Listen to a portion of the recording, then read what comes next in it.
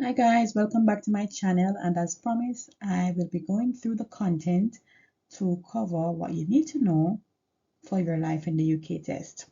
Alright, so remember to purchase this book or borrow it from a friend. Alright, so how do you use this video and all the videos that I'm uploading relating to the life in the UK test? I want for you to read the content first for the particular chapter that I'm focusing on, and then use the questions that I have on this video to just help to summarize and to check your understanding of what you have read. Okay, so what are we focusing on today? We are focusing on the Middle Ages because I've done two previous videos about the early Britain, and we looked at the Stone Age, Iron Age, Bronze Age, and then we looked at the invasion of the Romans and so on. All right, so today we're focusing on the Middle Ages. So these are the subheadings that fall under the Middle Ages: war at home and abroad, the Black Death, legal and political changes, a distinct identity, and War of the Roses. All right, so let us begin. So after you have read, we can go on to our questions. So the first one we are going to be looking at is war at home and abroad. All right, remember to like, comment, share, and subscribe to my channel. All right, so let us move on. So the first question: who introduced the Statute of Rhuddlan? The answer is King Edward I, right? And the statute allowed for the joining of Wales to the crown of England in 1284. Next question: what happened at the Battle of Bannockburn?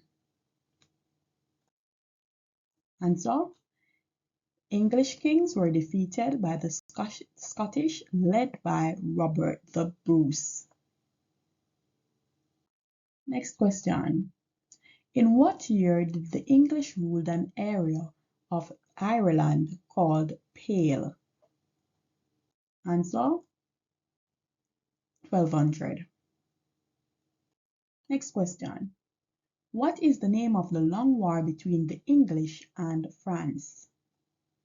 And this is a common question in the real exam. The war is called 100 Years' War, and it actually lasted for 116 years. Next question: when did the Battle of Agincourt occur?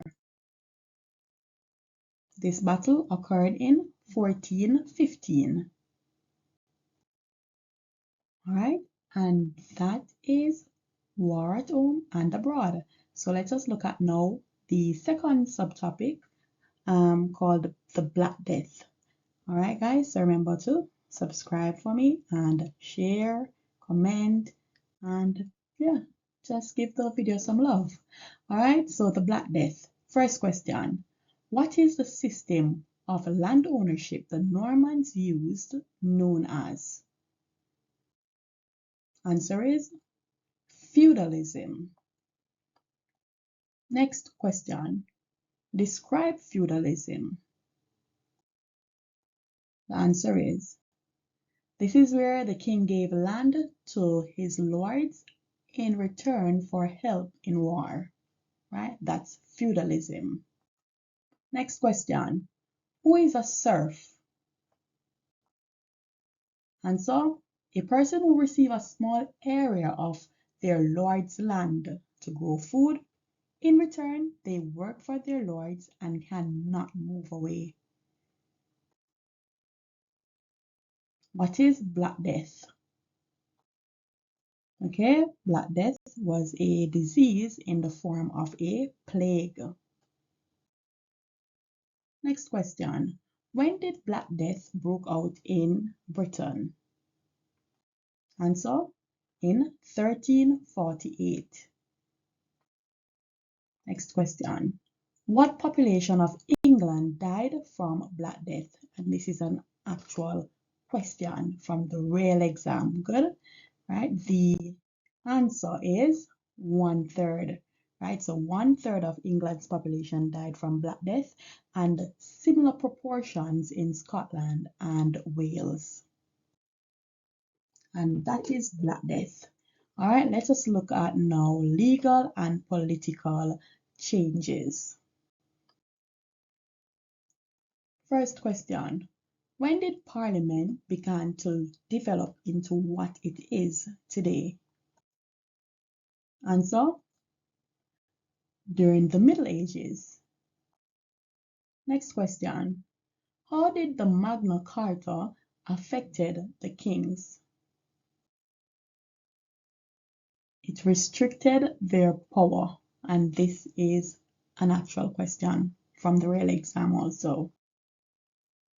Next question. Who made up the House of Lords and the House of Commons? So the Lords, so House of Lords were noblemen, and the House of Commons, knights. Next question. How many houses made up the Parliament in Scotland during the Middle Ages? Answer: 3. Right, the houses are called estates, and you have lords, commons, and clergy. Next question.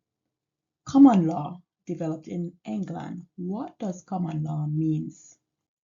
Answer: following previous decision. Next question. Laws in Scotland were codified. What does codified means?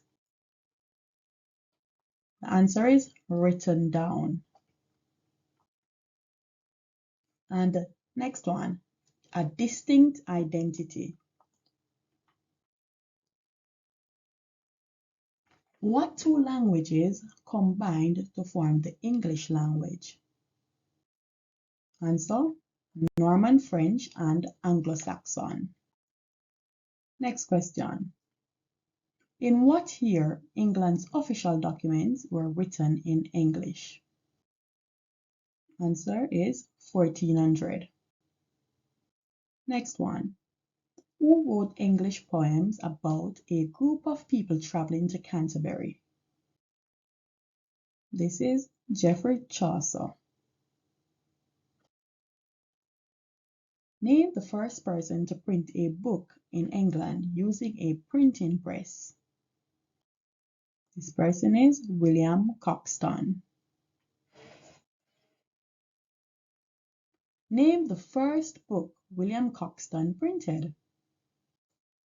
This book is called The Canterbury Tales, and this contained a collection of poems written by Geoffrey Chaucer. Name a castle built in the Middle Ages that is still in use today. The answer is Windsor or Edinburgh Castle. Next question. What is the York Minster Cathedral building famous for? Answer: it's stained glass. Name an important material exported by England during the Middle Ages. Answer: wool. Next question. Where did weavers come from to join England's workforce? France. Next question. Where did engineers come from to join England's workforce? Germany. Next one. Where did glass manufacturers come from to join England's workforce? Answer is Italy. Next one. Where did canal builders come from to join England workforce? And the answer is Holland. Okay, last subheading, the Wars of the Roses. Remember, guys, I want for you to read the paragraph first. You can make some notes and then you go on to the questions, okay? All right, so first question. In what year was the war between the House of Lancaster and the House of York? Answer: 1455. Next question. What was the war called between House of Lancaster and the House of York? Answer: Wars of the Roses. Next one. What symbol is used to represent the House of Lancaster and the House of York? Answer: for Lancaster, red rose, and York, white rose.